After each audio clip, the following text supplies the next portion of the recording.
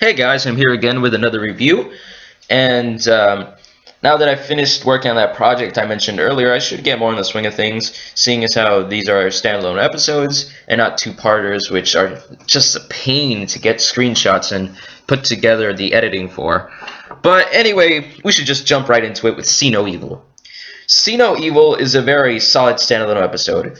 I would also say that for people who don't normally watch things related to Batman, they could watch and fully enjoy this episode and get a good idea of how Batman operates, as well as what kind of stories are told with the character. What's particularly interesting about this is that there are no regular Batman characters besides Batman himself, not even Alfred, and no villains that are recognizable. I give this episode major props for feeling like an issue of Detective Comics put on screen. The audience is supposed to follow Batman as he does some actual detective work to catch the antagonist or solve the mystery, which is a great basic formula for single issues and a television series. That's why I think Batman the Animated Series works great no matter which episode, season, or box set you decide to watch. Not to say that this series doesn't have a few bad episodes, and I also love shows with season-long story arcs. Part of the weakness of standalone episodes is that for some shows, including Batman the Animated Series, the final episode you watch won't be an appropriate send-off, though other shows avoid this, like X-Men the Animated Series. Anyway, See No Evil centers around an ex-con named Lloyd Ventrix, who steals an experimental plastic that can make him invisible so he can see his daughter Kimmy, who thinks he's an imaginary friend, and she calls him Mojo. That doesn't sound like such a villain, does it? Well, the problem is that he steals jewels for Kimmy and plans to kidnap her when Kimmy reveals that her and her mother Helen are moving away where Ventrix can never visit Kimmy again. Batman has no actual connection to the specific family situation, but he doesn't have to. What's more important is that Batman can relate to the family situation personally, though this is more towards the end of the episode.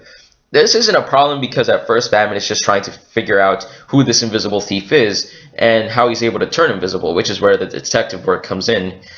What gets under Batman's skin is Ventrix trying to take Kimmy away from her mother against her will, and that prompts Batman's line, "Not in this lifetime, pal." That line sounds more like something a talkative superhero would say, but it's still well delivered. Because the inception of Batman came when Bruce Wayne lost his childhood and innocence, dealing with cases that involve children puts him in a bad mood, which is clear, but Batman doesn't let those feelings overwhelm him most of the time. Still, Ventrix is not just a villain either. His affection for his daughter seems genuine, and he actually goes to Helen with no violence or harsh words to ask her if he can see Kimmy, but she tells him to disappear, which is just there so Ventrix can say, "Be careful what you wished for." He's still a criminal, and it's understandable that Helen doesn't want Kimmy to be around him, but I did feel a little sorry for Ventrix. The first time Batman fights Ventrix, Batman gets absolutely pummeled, and I don't think I've ever seen the standard Batman being beaten to the point of near humiliation. The Batman uses his smarts like when he tries to splat paint all over Ventrix. Ventrix also taunts Batman as he's beating him, like when he says, "See you around, Batman." Too bad he can't say the same.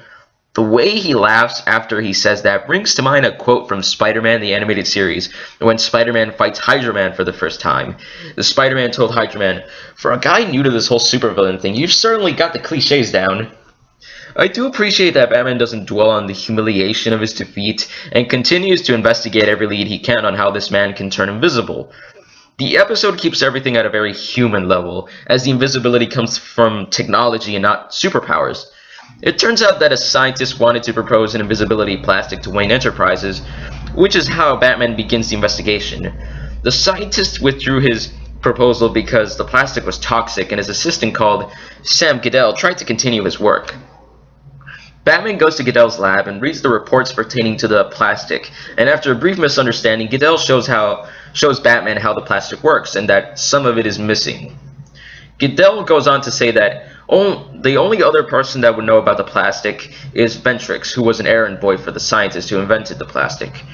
This whole scene is really good, and the audience is as interested as Batman when Goodell demonstrates that the plastic bends light when the electric current goes through it, which adds a nice but not overbearing touch of science fiction.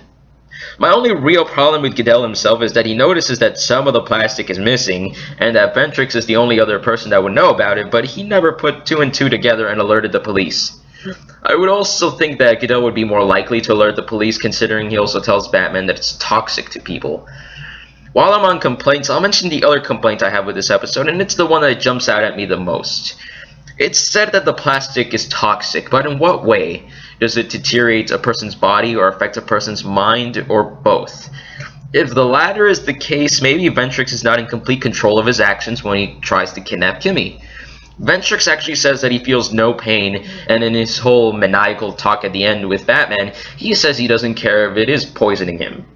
He did steal the plastic with the intention of stealing jewels for his daughter, and at the beginning it seems like they've already met a few times before, but maybe he wouldn't have gone so extreme in this episode if the plastic wasn't poisoning his mind, if in fact the plastic was doing that. I still buy that Batman would be pissed about the kidnapping, though maybe a little less angry towards Ventrix himself. Then again, maybe that isn't such a problem because he still intentionally stole the plastic in the first place, but perhaps the episode should have cleared this up a little.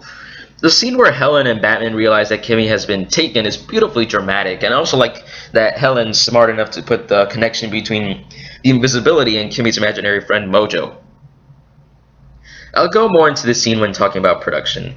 Going back to the idea of Batman wanting to preserve the innocence of children, I bet he was quite relieved at the end when he talks to Kimmy after stopping Ventrix by using water to see his outline. At the beginning, when Kimmy tells Mojo that they're moving, her mother Helen comes in and asks who she's talking to. I really like that she says that again before the episode ends, but with worry after all that they had been through. What I liked even more was Kimmy's response of, "Just Batman, Mommy." I thought that was genuinely cute. Before moving on to the usual production part of this review, I would like to say that overall this story was very well executed. But let's move on to the animation. This episode looks great, and I had so much fun getting screenshots of every time Batman was on screen. Batman's cape looks so fluid, and Batman's eyes often look very expressive and sharp. For the episode in general, not just Batman specifically, it is very well animated, such as when the invisible Mojo puts a gold necklace on Kimmy. The way her hair swirled up looked very good, and that kind of thing is all over this episode. But come on, what we all really care about is that Batman looks friggin' awesome. The way the invisibility is played looks very convincing, so when people are being hit by nothing, the audience finds it believable. The final action sequence is a bit long for me, but it's very thrilling seeing Batman trying to stop an invisible car and riding on it alongside traffic and train tracks. The music provides great atmosphere, especially at the beginning as we don't see Ventrix walking down a rundown neighborhood. The musical theme of the episode really plays on the whole child innocence motif, which makes it even more unnerving. This also really works in the scene I mentioned before where Batman holds one of Kimmy's dolls after finding out that she's gone. I'm not sure why Batman picks up the doll, but it's wonderfully dramatic, and the music adds so much to it, and it adds a level of seriousness to the whole episode. Despite bringing up kidnapping of children and the situations of divorce and separation, this episode has good humor, actually. The most well-known instance of this is when Batman is speeding past two bums on top of an invisible car, and one of them says, "I didn't know he could fly." The voice acting is good as always. Ventrix is played by Michael Gross. Fun fact about him is that he played the father of Terry McGinnis in Batman Beyond. Kevin Conroy gave a great performance as usual, and at this point he sounds more confident in the role than he did in On Leather Wings, and it's a better representation of how he sounds throughout the entire series. The way he delivered the line "peekaboo" is just pure win.